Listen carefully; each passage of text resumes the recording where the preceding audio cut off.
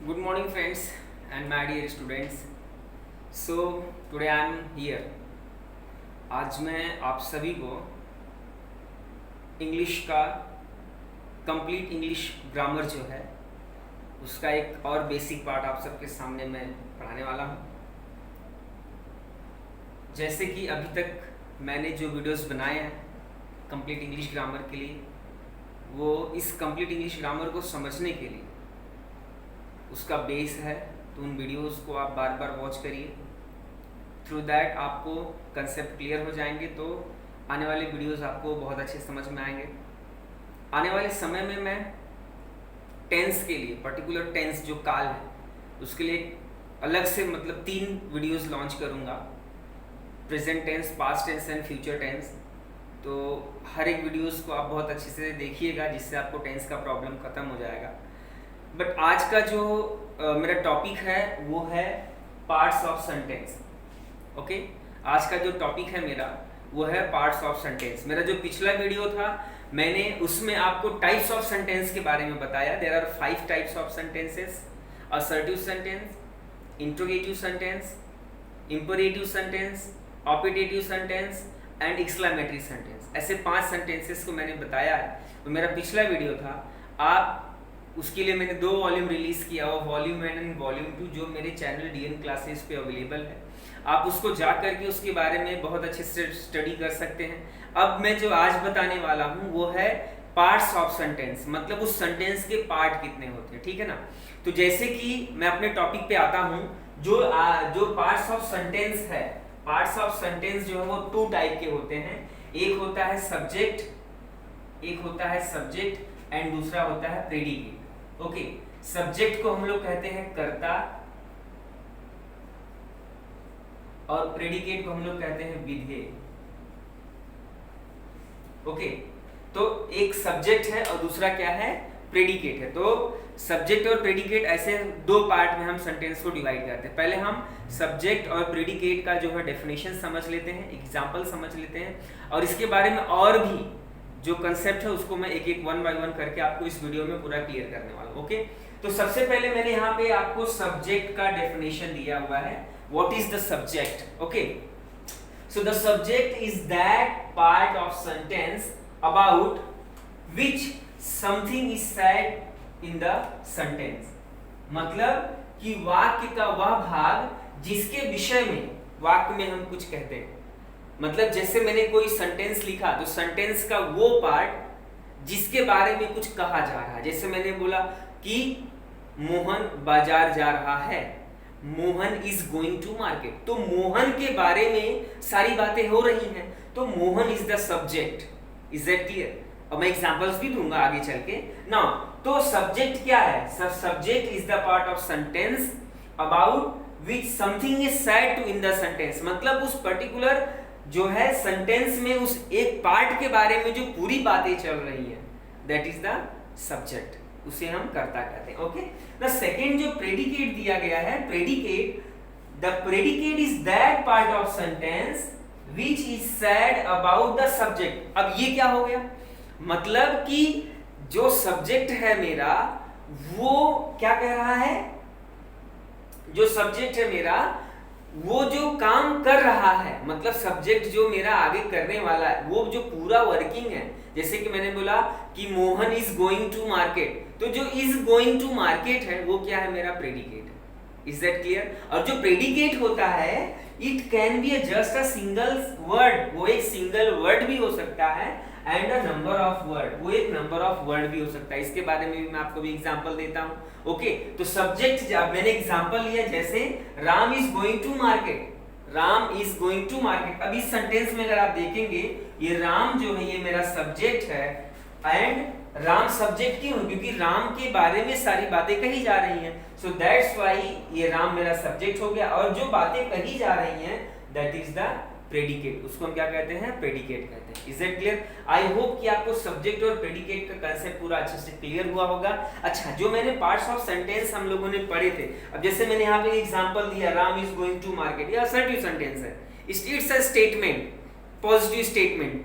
Assertive sentence के 2 types मैंने आपको बताए थे, राइट? तो सेंटेंस के बारे में इसलिए बता रहा हूँ क्योंकि ये उसी के आगे का पार्ट है। Is that clear? अभी हम आगे के जो एग्जांपल्स देखने वाले हैं वो ये होंगे कि हम सब्जेक्ट और प्रेडिकेट के और भी बहुत सारे एग्जांपल्स और सब्जेक्ट और प्रेडिकेट के अंदर और क्या रहस्य छिपा हुआ उन सभी चीजों को हम समझने का वन बाय वन करके प्रयास करते हैं। ओके,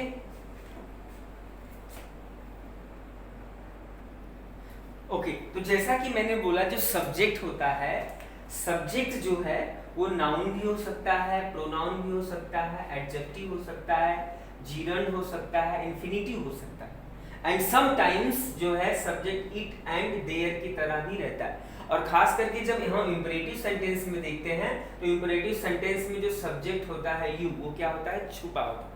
जैसे कि मैंने बोला गो देयर, तो गो देयर इंपरेटिव सेंटेंस है, तो उसमें एक्चुअली जो सब्जेक्ट है यू गो देयर, तो यू क्या होता है? वहां पे छुपा रहता है।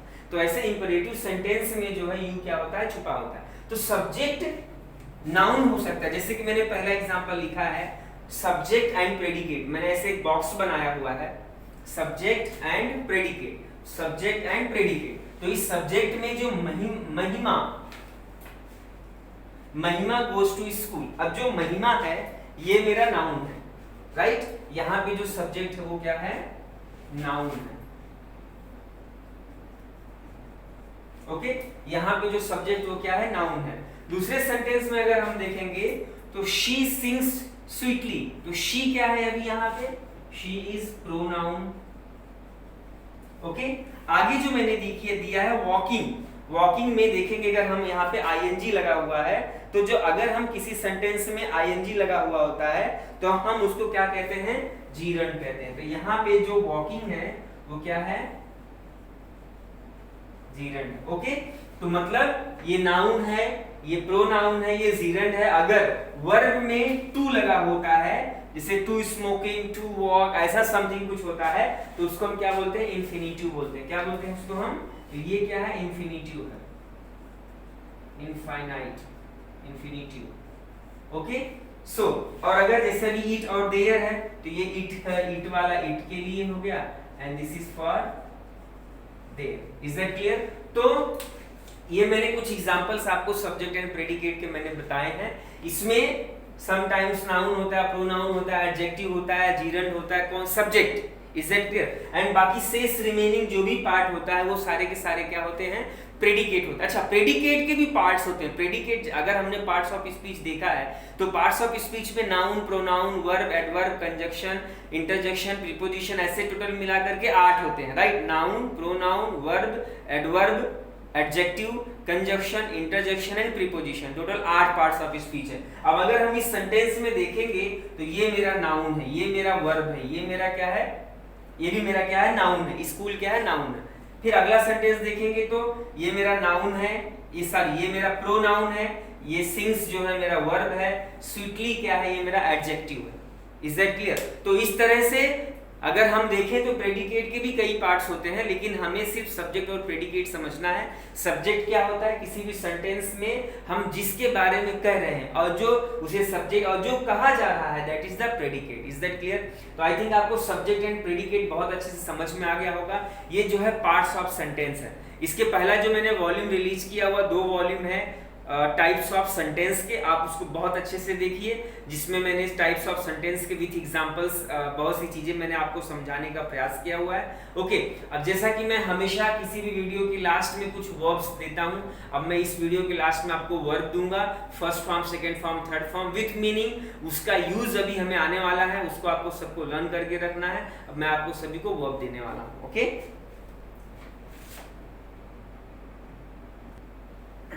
ओके, तो मैंने आप सभी लोगों को वर्ब का फर्स्ट फॉर्म, ग्रुप ए का वर्ब का फर्स्ट फॉर्म, वर्ब का सेकंड फॉर्म एंड वर्ब का थर्ड फॉर्म, ऐसा मैंने 10 वर्ब लिख के दिया गया है। फॉल मतलब गिरना, फेल एंड फॉलन। फाइट मतलब होता है लड़ना, फाउट एंड फाउट। फीड मतलब होता है भोजन करना, फीड एंड फीड। फाइंड मतलब होता है पाना, फाउंड एंड फाउंड। फॉरबिड मतलब होता है मना करना, फॉरबिड एंड फॉरबिडन। फॉरगेट भूलना, फॉरगॉट एंड फॉरगॉटन। फॉरशेक मतलब छोड़ना, फॉरशूक एंड फॉरसेकन। फ्रीज मतलब होता है जमाना, फॉरफ्रेजन एंड फ्रेजन। गेट मतलब पाना, गॉट एंड गॉट। गिव मतलब देना, गिव एंड गिवन। तो इस तरह से मैंने 10 वर्ब आपको दिया हुआ है। आई होप आपको 10 वर्ब समझ में आएगा। तो जैसे कि आज का जो हमारा टॉपिक था वो था subject and predicate parts of sentence. Is that clear? So आने वाले समय में मैं टेंस के लिए मुझे इन सभी वर्ब्स की ज़रूरत पड़ने वाली है। तो मैंने अभी तक इंग्लिश ग्रामर की जितने भी वीडियोस बनाए हैं उन सभी में 10-10 वर्ब मैंने दिए हुए हैं। आई होप आप सभी उन ग्रामर्स में जो वर्ब का पार्ट है उसको आप बहुत अच्छे से ध्यान देंगे, उनके अर्थ, शब्द का अर्थ समझने का बहुत अच्छे से प्रयास करेंगे, क्योंकि इंग्लिश में तभी इम्प्रूवमेंट हो पाएगा जब तक हमारा इंग्लिश का वोकैबुलरी स्ट्रांग नहीं रहेगा। वर्ड पावर हमारा स्ट्रांग होना बहुत ज़रूरी है। तो मैंने बहुत कम लेवल पे वर्ड मीनिंग्स आपको दिए हुए हैं, और हालांकि मैंने जो फर्स्ट लेक्चर आपको इंट्रोडक्शन में बताया है कि आपको रेगुलर बेसिस पे करना क्या है, न्यूज़पेपर्स पढ़ने हैं, इंग्लिश न्यूज़ चैनल्स देखने हैं, आपके घर में जो आपके छोटे बच्चों की बुक्स हैं उन सभी बुक्स को पढ़ने हैं, क्योंकि हम लेवल हमारा बढ़ गया है, लेकिन हमें अगर छोटे बच्चों की बुक्स पढ़ते हैं तो हमें बहुत इजी फील होता है, और इजी फील होने की वजह से हमें उन चीज़ों को बहुत अच्छे समझदारी समझने में आती है। Is it clear? और उसमें जो वर्ड मीनिंग्स आपको मिलते हैं उसको आप कहीं अंडरलाइन करके लिख के रखिए, वर्ड मीनिंग के बुक में उसका मीनिंग ढूंढ के अपने समझदारी के लिए समझ के रखिए। एंड सेकेंड थिंग, अगर आप गूगल सर्च मारेंगे तो आपको हर वर्ड मीनिंग का हिंदी में मीनिंग या मराठी में जिस भाषा में आपको चाहिए उस भाषा में उसका मीनिंग आपको अवेलेबल हो जाएगा। ओके, तो इस तरह से आज का जो मेरा टॉपिक था parts of sentence, subject and predicate, and मैंने 10 वर्ब्स आपको दिए। मेरा आने वाला जो वीडियो है वो है टेंस काल, उसके लिए आप सभी अभी से ही वर्ब के बारे में पूरी की पूरी जानकारी रखिए, और मैं बहुत जल्द ही उस वीडियो को रिलीज करूंगा। जितने भी व्यूअर्स हैं अभी तक जिन्होंने मेरे चैनल को सब्सक्राइब नहीं किया है वो जल्दी से जल्दी मेरे चैनल को सब्सक्राइब करें, ताकि इंग्लिश के बारे में ऐसे बहुत सारे वीडियोस मैं इस ऑनलाइन यूट्यूब चैनल पे डालने वाला हूँ। So let's watch and improve your English communication. Now English is very easy, but the problem is that कि हम जो है उस पर थोड़ा सा फोकस नहीं करते हैं। दैट्स वाई हम जो है काफ़ी डिफिकल्टी फेस करते हैं इंग्लिश बोलने में और पढ़ने में। But practice make man perfect, इस लाइन को आपको याद रखना है, and do much and more practice. Is that clear? Wish you all the best.